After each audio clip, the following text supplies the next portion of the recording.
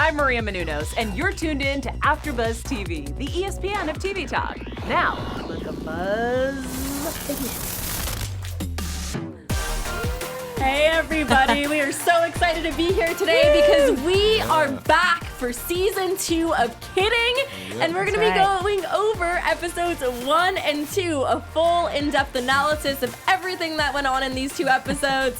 Super exciting stuff, you guys, and I am stoked because I am joined by an all-star panel right now. Right. I am your host, Mina Naidine, and to my left, we have Blankenship, That's me. who is a die-hard Mr. Rogers fan. Yes. Correct me if I'm wrong, you've watched every single episode of Mr. Rogers. Yeah, I have. So when I knew this show was coming up, I knew I wanted to jump on it. So I'm super happy to be here.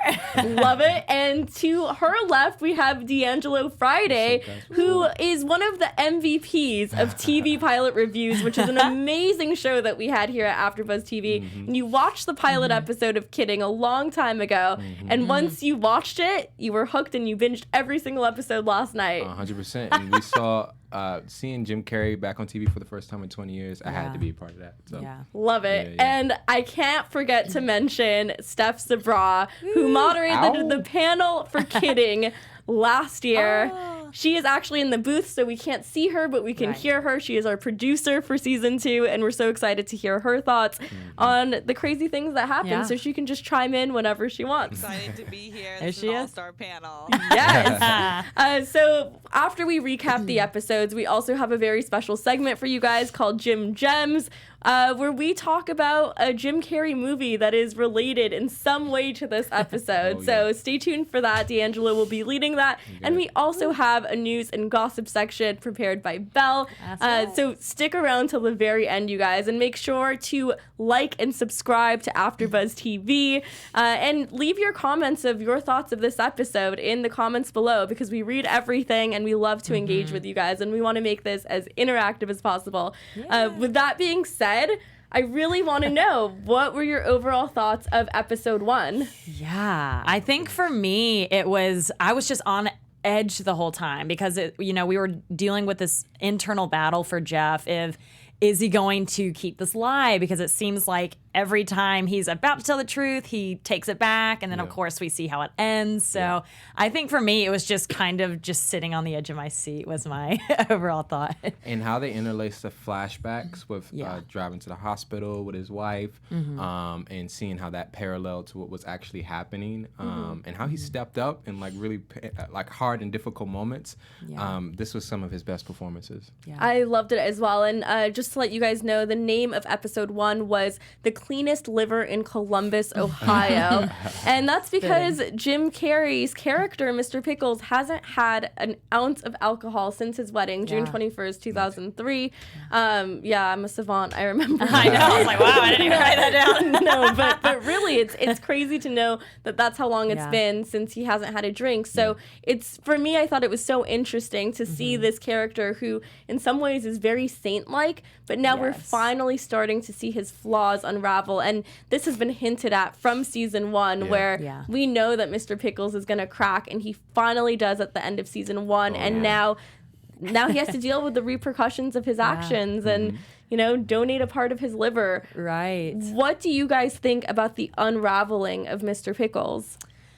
I feel like this has just been a long time coming. I think the biggest issue is that he is balancing 2 personas, and now both of these lives are they're crashing, and he doesn't know how to cope with either one. And I think one thing I really loved about the beginning, when you have that recording of their wedding, is at the very end, I just remember the Dalai Lama says, "I know you have it in you to smash that cup," and then it immediately comes to him hitting Peter with the car. So I thought that was kind of a cool, almost this overarching theme, not only do you have it in you to do this small act on your wedding, but he has a lot that he is capable of that I don't think he's tapped into until now. That's what I love about this show, and what kind of brought me in. The show I did before this was Sorry for Your Loss, and it's just another way to look at how to deal with a grieving process, and he's still grieving from losing his son a year later, and he can't really deal with it the way he probably needs to because of his public persona. And they're just unpacking it, and we're seeing it was a line about him either having a breakthrough or a breakdown,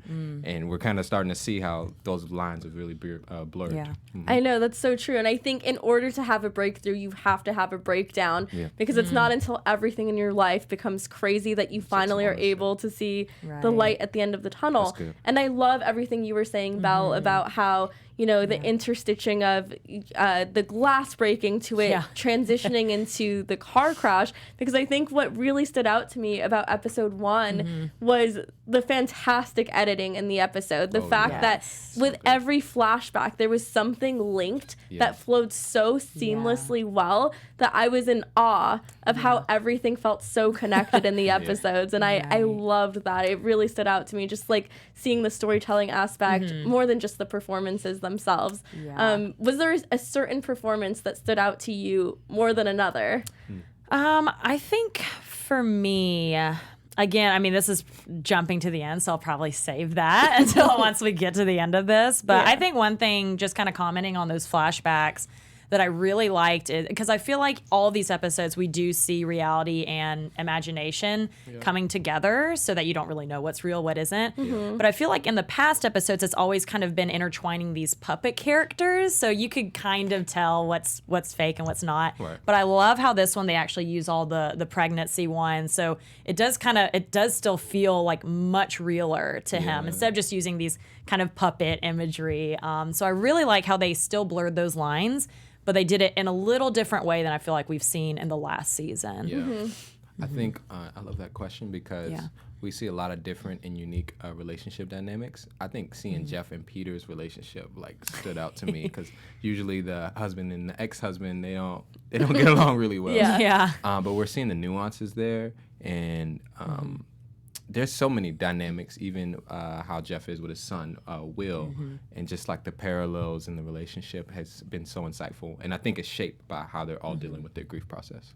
Do you think it's easy to empathize with Mr. Pickles, or is it at the point where it's past the point of no return where we're seeing this very ugly side to him? Can we empathize with him, or are we kind of distancing ourselves from the person that he's becoming? I think I can start this off. Oh, yeah, go ahead. I still empathize with him, and that's the crazy thing, because I can see how anger is shaping so much of what he does. And he's someone who, we see it a little bit more in episode 2, but he doesn't really come to terms with his emotions very well because he doesn't feel like he can. And so because of that, seeing how he acts out makes a lot more sense to me. Yeah, and I think one thing, especially being a Mr. Rogers fan, that I've kind of noticed throughout both the last season and then these 2 episodes is at first it was a little unsettling for me because I think I was trying to compare Jeff's character to Mr. Rogers. And, you know, of course, we have this imagery of Mr. Rogers. We love him. He's, you know, kind of this saint. And so it kind of like pained me to think he could be kind of this dark person behind the camera. But then once I just kind of stood back and I was like, you know what? It's kind of funny because in a way, as much as we love Mr. Rogers and want to be like him, Jeff might be a more realistic kind of like reflection of humanity because you know, he is, and he's kind of the fake character, whereas Mr. Rogers is the real life person. So so I thought that was kind of just cool to look at, where I was like, honestly, when we're going through a grieving process like that, you know, we may not hit people with cars, but we do, you know, crazy things. Think about it. Exactly. We might. So, I think I still feel like he does have this humanity to him. And I think for a while, especially in the first season, I think in this episode, we're now seeing him more kind of, even when at the end, you know, he drops that F-bomb when he's admitting his guilt. And he even like kind of makes this quote where he says, how his thing has always been like, don't use a bad word if you can use a good word. And then he changes it to only use a bad word if you can't find a good word. So I think that's kind of showing him coming to terms and like, okay, like, because I feel like he was kind of in a la land forever. And now it's kind of like, okay, he is finally kind of back in reality again. I definitely see that. Yeah, I think it's so crazy how, you know, someone trying to be positive could be their very flaw as a character, you know, never trying to be fully authentic and only striving to be positive at all times can be very harmful. And I think we saw a stark contrast between his character and Jill very much being a cynical character that is angry and frustrated, but honest about those feelings of frustration. What I think is even more interesting, DeAngelo, is that you mentioned that Mr. Pickles isn't good at expressing his emotions and he's not open with his emotions. And what I think is so fascinating about that is that he is such an incredible vessel on the show for children to learn how to cope with their emotions So good. and to realize that their emotions are fine. It's okay to feel anger and frustration and sadness. And he really wants children to know that. But he hasn't been able to come to terms with his own emotions, which I think is insane that he sets such an incredible example and doesn't live up to those expectations. It's like he's giving to others what he wants. Like the fact that the toy is saying, I'm listening. That's literally what he wants from everyone else, but it doesn't feel like he has that many avenues to do it. Right. Definitely agree with that. Do you guys have any final thoughts about episode 1? Because a lot happens in episode 1. You know, we obviously see Peter's family in the hospital, and they are a very Mormon family. But even within the context of a religious Mormon family, we see the hypocrisy of religion and how nobody is perfect. Yeah, I think honestly, my last impression of this episode was just, you know, Jeff coming to terms with needing to be honest because he thinks he can get away with it, and it's just not really who he is, even though it's only going to hurt him because obviously now he's pretty much lost everyone he loves now that he's admitted it. So I think that really speaks to his true nature that, you know, even if it's something that will destroy him, even, you know, volunteering to give his liver up, like that is a huge decision. So I think that honestly, kind of just coming to terms with that, I thought was very just powerful, and I think even a good lesson for all of us, you know, like you know, really the truth will set you free. And even though it's probably gonna, you know, he goes one step forward, 2 steps back, I think eventually this is gonna help him on his way. Okay. Right. Yeah. Couldn't have said it better myself. That's good. Lastly, I do want to talk about the setting of episode 1 and episode 2, which obviously happens around Christmas. It's Christmas Eve. There's a lot of symbolism there with are you good, are you bad, but who's to judge other than God? Very interesting. I just think that this was supposed to premiere last year, by the way, and they pushed back the release date to today, February. Do you think that kind of affects the vibe of it, especially since, you know, it's no longer Christmas, we're nearing Valentine's Day, we're no longer in the Christmas spirit? Did that affect your viewing at all of episode 1? Because it kind of pulled me out of it in a weird way. I couldn't fully connect. It does shape it in a different way. I don't think I even thought about it because we watch shows so much that aren't always happening in the moment. But it did make it a very interesting time, even to see them have family time together for Christmas, and that might have been why Jill was a little warmer to Jeff because she had. I mean, it had been a year since they lost their kid, so. I guess I didn't really think about, and I just love Christmas time, so I'm always happy to watch Christmas stuff. But I think you're actually right now that you say that, because I think if I had watched this during Christmas, it would have felt maybe like a little more intimate, which I love when shows do that, when they adapt it to when it's going to be released. Which is true. So it did in a way. I was like, oh, wait, why? Like, I forgot, I guess Christmas is here. So, yeah, I do. That's an interesting point, though. I didn't think about that. I definitely feel like the Grinch right now because I just kept thinking this. I couldn't get into the holiday spirit of it, but I loved how, you know, nothing is just picture perfect or picturesque during this time. And, you know, even though he finally feels like he has his family back, he gets it under such dark and dire and sinister circumstances. Fits into the theme of the show, man. It's dark, definitely does. But let's move on to episode 2, which is called Up, Down, and Everything in Between, which really encapsulates this very dream-like scenario of an episode.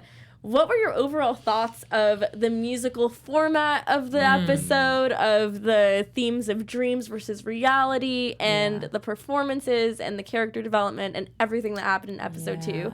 Overall thoughts? I think I don't want to lose the big epiphany he got during the night in the fall scene, Mm-hmm. and the flashback and insight into how he felt about his father once his mom left, Right. and even how Jeff and Deidre both viewed that very differently. The relationship. So that the whole waterfall scene and all that type of stuff is really stood out to me in this episode. Yeah. And I kind of like in these, and both the first episode and this one, they're kind of doing this experimental thing. Like, you know, the first one I was talking about those flashbacks to this very real thing. Right. And then this one, the kind of the musical, I don't think, if I'm not mistaken, we've seen any musical numbers. So I kind of like how, you know, we have these directors, you know, just kind of experimenting with this. That's good. So I thought it was a little, like, there was that, you know, of course, that dark idea, but it did feel a little lighter to me, just because I feel like music always makes it happier, which I think is kind of a breath of fresh air, because this is sometimes I think it is much darker than comedic. I feel like they throw in comedy kind of just to lighten it a little bit. But so I think for me, it kind of helped alleviate that a little bit. You know, obviously, along with the musical themes of this episode, there is a lot dealing with dreams and the subconscious. Yeah. Do you guys think dreams reveal your subconscious desires, your trauma, or do you think it's all just coincidence or some sort of mixture of both? I really feel like there is a meaning to dreams, just because I constantly, I think it could be like a mixture of both. I think there are some things we have in our mind that are just sitting there and somehow come back to the surface. But I feel like, you know, even if it doesn't make sense, like, I can always kind of find a meaning out of mine, or I would be like, oh, I probably dreamed this because I'm stressed at work, or, you know, something like that. So yeah, I think so. How about you, DeAngelo? I agree. It's just it's definitely a revelation of the subconscious mind. There's so many things you can't control there. And it's a place that he always revisits. So yeah. So what do you think that was for Mr. Pickles? Because his dreams while he was under the knife getting his liver transplanted and getting cut open revealed a lot about his character, a lot about his trauma, a lot about his past. And feelings of guilt. So what do you think those dreams, and specifically which scenes, said something about that character? I just really loved how both Peter and Jeff's dreams combined. I thought that was just because I think it would have been a little dull if it had just been like Jeff's journey to finding himself. So I'm glad that it was sort of this collaboration, and I just really loved when, you know, like, Peter can't fight them anymore because they're kind of becoming one person. And just almost how, you know, if it wasn't for Peter, Jeff wouldn't have also come to terms with why he's so angry. And it turns out, like, he has never forgiven Jill for the accident. So I thought that was just like a really fun kind of way for both of them to really come to terms with their own issues. Like, Peter has to learn to accept the liver, and then Jeff has to learn to accept his anger. So I thought that was just a really upbeat, fun way for them to figure themselves out. So I liked it a lot. Yeah. Agreed. Yeah. I don't know if I can add anything to that. Jeff and Peter, we got more insight into the relationship, and even the dynamic where you hate someone, you don't really want them to live anymore, but you got to give them your liver. It's the right thing to do. It is the right thing to do. I hate how that was interpreted as like, wow, I'm such a great person, when really it's the right thing to do, because it's the only thing you can do to pay back your sin. And he's losing everyone from that decision, from coming out honestly like that. So. He is. And I feel kind of awkward for, like, Jill, because, you know, everyone's like, gosh, you know, Jeff is doing such a great thing, and she's kind of has to, like, keep the secret. Right, because she's like, well, if you had really known why we're here in the first place. But that's why I also am, I do wonder, which that'll go into predictions, but I do wonder if she's going to, you know, keep it to herself, or if something's going to come out about what really happened. So we'll see. What I thought was really interesting was, I know that you guys like the dynamic between Peter and Mr. Pickles when they're singing to each other and then they're having this battle. For me, I really interpreted this as Mr. Pickles, basically his opinion, or him projecting what he thinks is going to happen when, Peter wakes up. Yeah. I don't really think, and this will get into predictions, but I don't really think Peter is like this. I think this is the manifestation of Mr. Pickle's insecurities and shame of what he did and perception of Peter. And I think that this story is being told strictly from Jeff's perspective, not from Peter's perspective. But I think other people who watch the show might interpret it as a combination of two, which I think is so interesting that we all have different perspectives about whose perspective it's from. That's good. Right. That's good. Because we don't know really when Peter wakes up. Right. Like, will he even remember? Like,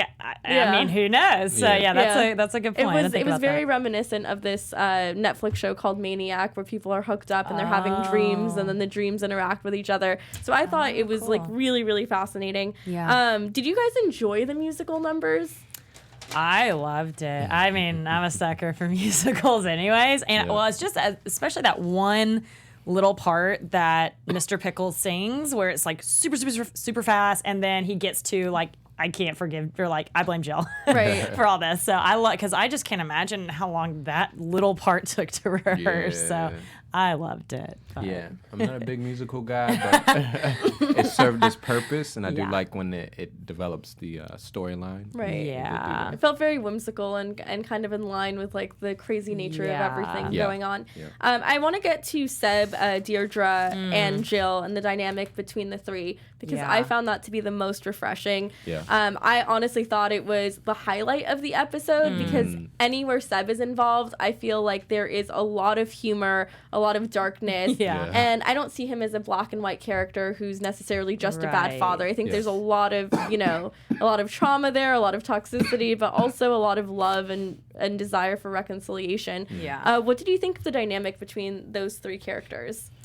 I do love the little waiting room scene where I guess that was with Jill, Seb, and Deirdre. But which that in itself was like so funny, just kind of hearing them just getting out all their dirty laundry. And I even like at the very end when we see, I love how kind of Jeff comes to this realization that, we've always thought that little pickle barrel was his like way to freedom, but he actually says like this has been a cage the whole time because it, anytime he feels anything, his dad just says, keep it to yourself, like don't get it out there. So, and I do love how it ends where he just fires Steph and he's like, that's it. So I think that just is going to really, really lead to an interesting next episode. Yeah. And what are your final thoughts of episode 2? Is there anything else you guys want to add? Anything that stood out to you that we haven't discussed? I'm thinking, I feel like did you think that there was going to be an intimate moment between Seb and his son at that very final scene? Because I thought it was going to be sentimental, and I didn't expect I still think he just goes, "You're fired." It's going to happen, and because there has to be an explanation on why. Right. But I think that was the beginning. He's like standing up for himself in a way. Right. So that was one of the most impactful things I think I've seen him do. So. I loved it. I definitely don't think you should mix business with family. I think it's a disaster. We haven't learned anything waiting from this to show. happen. I love that sentimental moment was turned very real. And those were our overall thoughts of episodes 1 and 2. I'm so excited to go over the special segment, the news and gossip, and our predictions at the very end because we do have some time left. So take it away, D'Angelo, with our special segment. So this performance especially bringing to light and this is Jim Gems, by the way. Jim Gems, yes. We had to think about something that reminded us of another Jim Carrey show or a movie in this case. We thought about Liar Liar 1997 where Jim Carrey can't tell a lie. And he's kind of in a similar situation. I wanted to know how you guys felt about his performance dealing with the similar themes. I have to say that this is one of my favorite movies. I feel like it's like one of the the peak of Jim Carrey in so many ways. It's so silly, and I love that the premise of Liar Liar is that he is a lawyer who lies all the time, isn't a man of his word, is literally the opposite of Mr. Pickles in every sense of that word. And I love how the whole premise of the entire movie is that his son wishes that he can never lie again and that he can only tell the truth, so he can't lie at all. And the truth is what sets him free. And I love how that is the exact opposite of episode 1 of Mr. Pickle. Kidding, I mean, because in this episode, he tells the truth and he can't lie. Here, he only lies and can't tell the truth. So it's funny how the script has been flipped, essentially, and this was a movie from the early 90s, and now we're here 2020, and Jim has transformed. I know, man. I love it. Yeah, and I also like how in the show, even Jill admits, she's like, well, I wish he hadn't told me the truth. So, like, liar, liar, they want him to tell the truth for once, and this one, they're like, we don't want him to tell the truth for once. Please just lie. Sometimes, like, you don't, sometimes I'm the opposite, though, because I feel like full transparency is so important, but now I'm seeing the consequences of full transparency, because maybe wait a little later before you ruin everything. Timing is key. That's true. It definitely is. Well, it's like also after you did some horrible things. Oh, so God. if you were truthful before all of that, some of those things probably wouldn't happen. Yeah, but had he waited, everyone would be like, oh, he's so terrible. So it's so easy to judge. I know, from where we're sitting. So yeah, take it away, Belle, with our news and gossip section. News time. Here it is. So. All right. So, yeah, I just have a little tidbit about kind of what Jim Carrey is doing outside of kidding. Got a little graphic for you.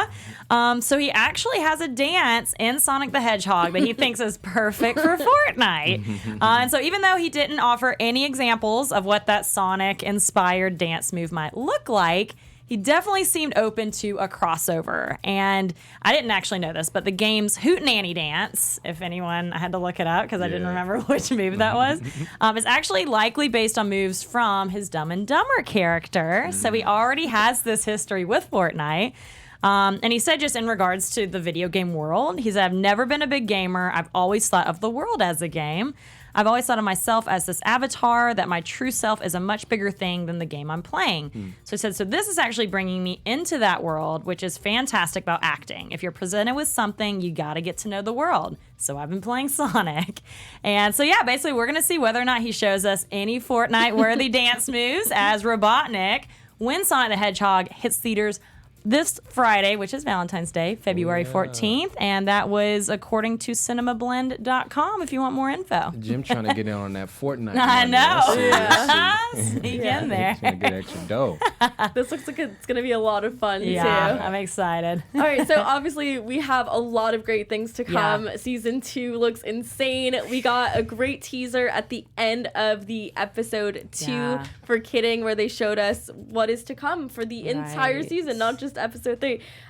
What did you get out of that? Because I kind of saw that there was a divorce that's gonna happen potentially. What else is going on there for season 2? AfterBuzz TV prediction. I'm telling you, something going down serious if we saw that he cut his hair. All right, you know what it would take for me to cut my hair? It has to be something serious. So I don't know what it is, but Jim he messed up. That's all I got. Yeah, I think, well, I'm really concerned for Deirdre because, I feel like we're focusing so much on Jeff's kind of instability, but really, I mean, like, her life is kind of in pieces too. And I feel like for her, she really bottles this up. And I kind of feel like she's going to have sort of this breakdown moment too. I'm like a little worried because I just hope that, I feel like she's just always there for Jeff, but Jeff's not really a good backboard for her. So I don't even know if she has anybody like to really, her dad, she says, loves Jeff more than her. Jeff is too focused on his own problems right now. So I'm hoping, maybe we're going to see her break through instead of break down, but I think something bad's in the works for her. I definitely hope so. I love Deirdre's character. I think, me too. I feel like there's so much there that can be very interesting, especially given that, both of them had Seb as a father. They were abandoned by their mother, and yet they cope with things in very, very different ways and have starkly different personalities. I also think that it's going to be really interesting to see Deirdre's daughter and how this divorce is going to shape her, and also what's going to happen to Jeff's son as well. I think there's so many crazy elements. Yeah. And I really, really want to know what's going to happen Yeah. when Peter wakes up, if he wakes up. True. Yeah. I have to know. excited. So lots of exciting things to come, you guys. Yes. This has been such a fun time recapping and reviewing Kidding Season 2. It's been a Yes. blast. Any final thoughts, you guys? Oh man. Join us next Sunday. We're going to do episode, I guess, 3 and 4. Yeah. So. It's a whole roller coaster. We'll be That's with you guys right. along the way trying to analyze the hell out of this. And where can everybody find you, D'Angelo? Yes, you guys can hit me up on Instagram or on Twitter. My name is DeAngelo. That's DeAnjilo. Nice. And you can find me on Instagram. It is Blankenship. B as in Bell. I always say boy. EBENSHIP. Yes. And I'm your host, Mina Naidine. You can follow me on Instagram and Twitter at Mina Makes Magic. Thank you so much for joining us. And make sure to tune in next week, you guys. All right. Bye. Take care. Our founder, Keven Undergaro, and me, Maria Menounos, would like to thank you for tuning in to AfterBuzz TV. Remember, we're not just the first, we're the biggest in the world, and we're the only destination for all your favorite TV shows. Whatever you crave, we've got it. So go to AfterBuzzTV.com and check out our lineup. Buzz you later. The views expressed herein are those of the hosts only and do not necessarily reflect the views of AfterBuzz TV or its owners or principals.